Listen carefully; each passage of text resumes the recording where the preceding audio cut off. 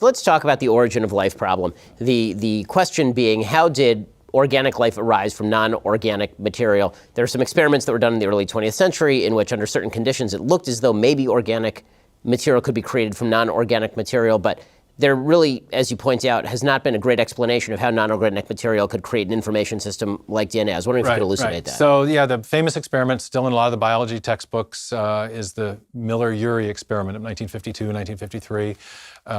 They sparked a chamber that had gases known as reducing gases that then spontaneously produced a few of the 20 protein-forming amino acids, 2 or 3. The problem is that amino acids do not a protein make, and proteins by themselves do not make life. So they were really quite a long ways away from demonstrating anything like a spontaneous chemical origin of life. It's ironic that that experiment was performed in the same year as Watson and Crick's discovery of the structure of the DNA molecule and the subsequent elucidation of the information-bearing properties of the molecule. Because in what's called chemical evolutionary theory, by the 1960s and certainly by the early 1980s, the field reached a state of impasse precisely because the biologists and the biochemists realized that to build an actual living cell, you've got to have information-rich molecules. You can't just have the components, you can't just have the letters, you've got to have the sentences. And so there were a number of problems with the Miller-Urey experiment. One was they presupposed conditions on the early Earth and in the early Earth's atmosphere that didn't actually match the conditions on the early Earth. We didn't have a reducing atmosphere. We had a slightly oxidizing or neutral atmosphere. You rerun those experiments, you don't get amino acids forming spontaneously. But the bigger problem was, how do you arrange the amino acids in the very specific ways that are required to form a three-dimensional structure called a protein fold? And that problem hasn't been solved apart from watching DNA do it inside living cells. So to build proteins, what we know is you need information stored in the DNA molecule. And so as the molecular biological revolution unfolded in the 50s, 60s, 70s, the scientists working on the origin of life realized the problem was much harder than they realized, because they didn't just need to account for certain kinds of building blocks of life. They needed to account for the information that would organize the building blocks into DNA molecules, into protein molecules, and into the complex information processing systems that characterize even the simplest living cells.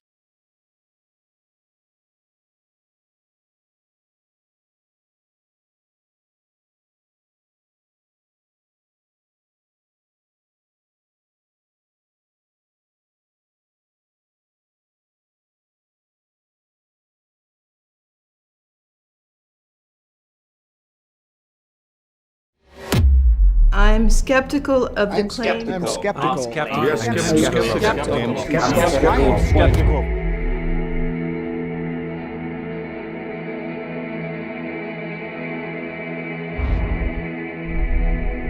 We are skeptical Of claims for the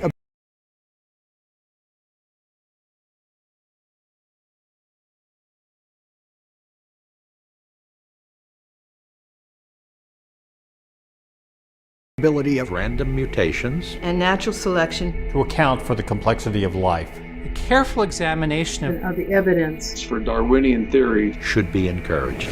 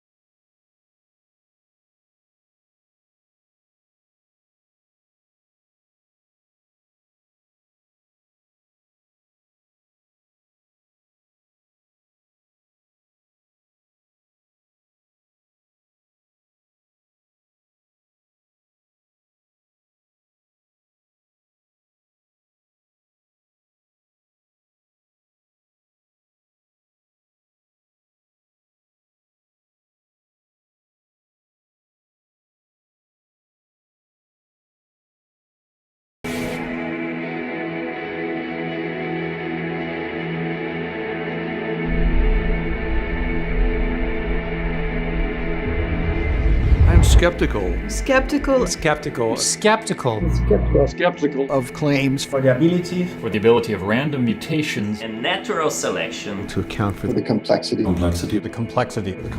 to account for the complexity of life. careful examination Examination Of the evidence. For Darwinian theory should be encouraged.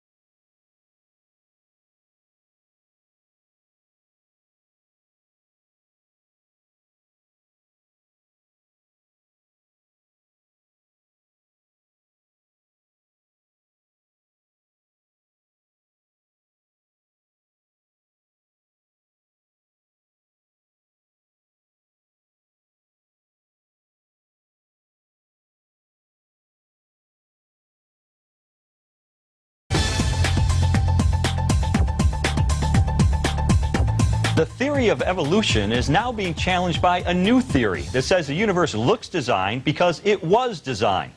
The concept is called intelligent design because it claims there was an intelligence behind creation.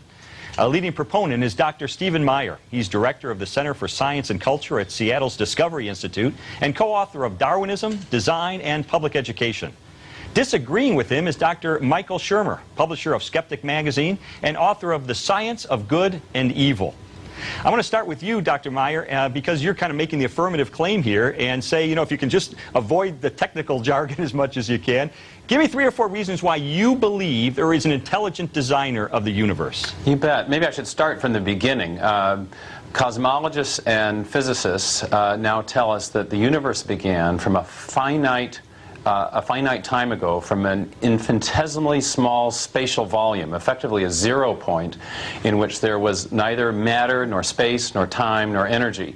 And this points to a cause beyond the universe, for the cause of the universe itself, something that a cause that would transcend matter, space, time, and energy.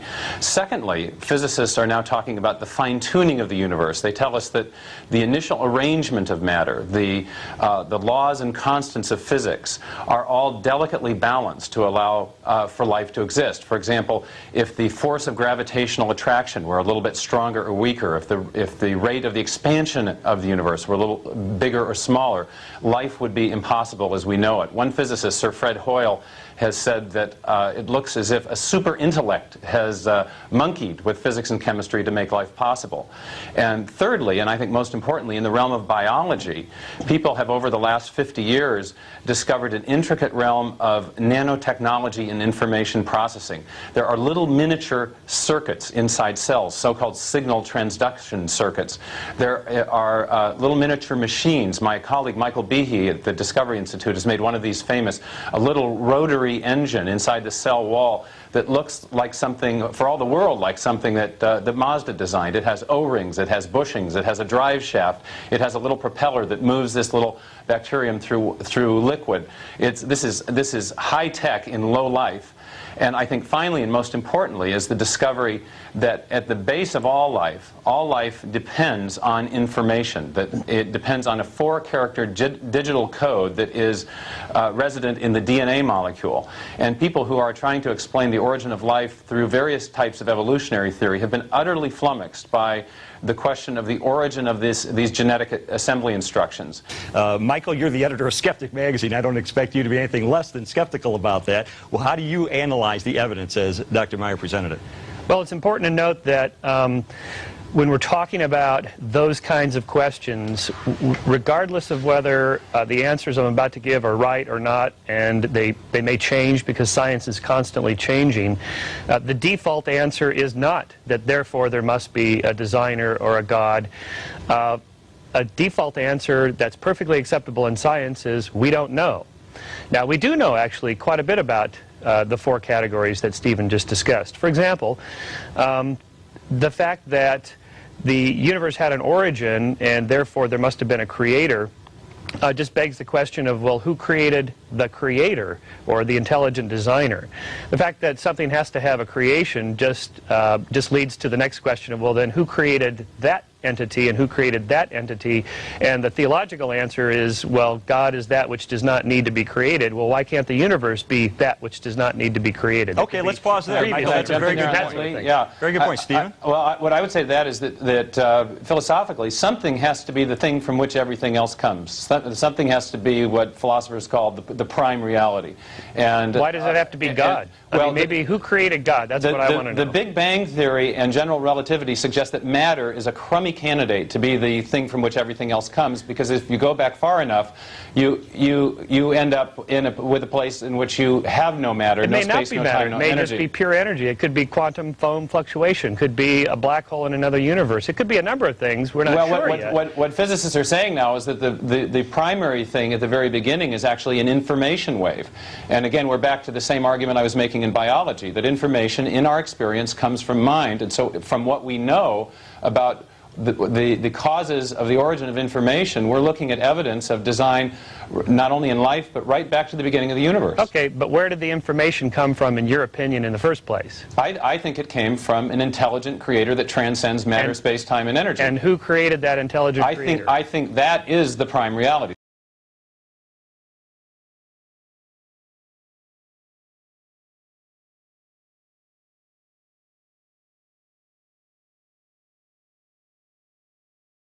Okay, Michael, beyond this issue of the beginning of the universe, and it seems to me he's saying whatever begins to exist has a cause. The universe, virtually every scientist admits, began to exist, therefore must have a cause. Yeah, but you're just talking about ultimate causes. I understand that, but the question then becomes, you know... Yeah, let's talk about design in biology. All right, let's move on to biology. Let's go to the next point.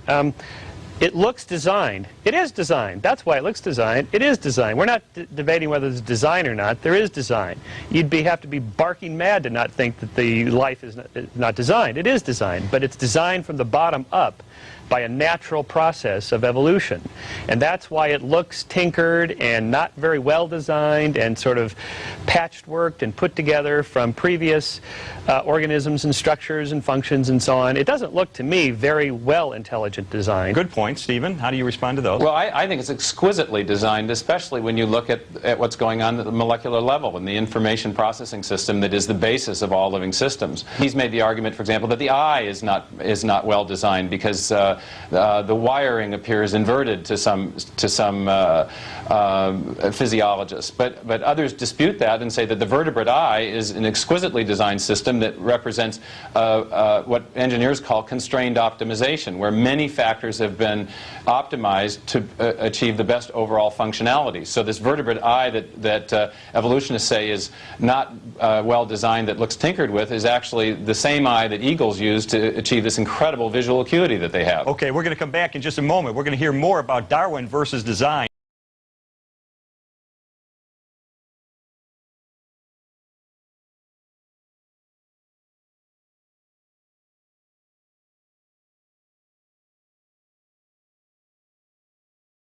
We're back discussing evolution versus intelligent design with Dr. Stephen Meyer and Dr. Michael Shermer. Stephen, the intelligent design movement has been criticized by some by saying, hey, it's just a bunch of Christians trying to get their theological viewpoint propagated. Is that a fair criticism? Well, it would be fair if it were also fair to say that Darwinism has been undermined in its credibility by the fact that many or most Darwinists are agnostics or atheists. I mean, Michael Shermer and Eugenie Scott and Richard Dawkins have all signed the Third Humanist Manifesto, which is a call for an aggressive atheistic world order. And two can play that motive-mongering game, but the problem with it is that it doesn't settle anything. You have to evaluate arguments by the quality of the evidence and the reasoning that are used to support them. And there has been Michael Shermer wants to say that belief in intelligent design is a weird belief that's used to justify a prior religious commitment, we think it's a perfectly sensible belief, whatever your religious commitment. If you see evidence of software or something that functions like software, it's perfectly reasonable to infer that there was a programmer. Of course, but when almost every single member I know of your movement is an evangelical Christian, you hardly have any Jews or Baptists or Buddhists or anything like that. That makes me suspect. That just makes me suspect of something. It would be like if every single member of a group were Democrat or Republican, and I would think, okay, maybe they're right, but that makes me skeptical of something else going on here. Stephen, I want to ask you, is it possible to believe in Darwinian evolution and be a Christian? It's certainly possible as a personal matter, but I think it's logically contradictory. The problem is, it really depends on what you mean by evolution. If by evolution you mean simply that things change, yeah, things change, and you can believe that, be a Christian, a theist, a Jew, anything you like, and be logically consistent. What Darwinism says, though, is things change as a result of a purely undirected natural process. I don't see why it couldn't be perfectly reasonable for a believer to think that it or God or whoever used the natural forces to create life as it is. That's how God works. What's wrong with that? Well, that's right. If he uses natural forces, directs them in some way, that's a form of design. That's not what Darwinism says. Darwinism says things look designed, but they're not really, because an undirected process produced the appearance of design. But I mean the actual... A designer can't direct an undirected process. Well, a designer could use natural selection. A designer could do anything he wants, particularly if he's process, isn't it? It's a directed process. Well, I mean, first of all, then why are you an atheist, Michael? And secondly, or an agnostic, or whatever you are. And secondly, this is Darwin explicitly rejected that interpretation of natural selection. Okay. The whole point of it is that it's natural selection, he said, acting on random variation. If you want to make it, if you want God directing it, it defeats the purpose of my theory, he said. Okay, two answers. One, I don't believe in God because I don't think the evidence is strong enough to make that commitment, which is not a small commitment to make. It's an important, serious one. I was once a born-again Christian. I did that. It was serious. I don't think it's something you take lightly, and my evaluation of the evidence now is it's not enough. So, and two, I have a commitment to science, and the scientific method requires that we look for natural explanations for natural phenomena. There is no such thing as the supernatural or the paranormal. There's just the natural, the normal, and all the stuff we can't explain yet. And it's okay in science to just say, I don't know. We don't have answers to all these things. Well, we agree with that, too. I mean, there's an awful lot of dogmatic Darwinism that would be much better served by exactly the attitude that you suggest, that, you know, okay, rather than saying we understand something we don't, it's good to say we don't know. Yeah. But our argument is based on what we know, and on a kind of logical apparatus that's used routinely in science, which is to say, given the evidence, what's the best explanation given everything we know so far? And that's the grounds by which we infer design. Terrific. Very good debate. Thanks for exploring both of it, guys.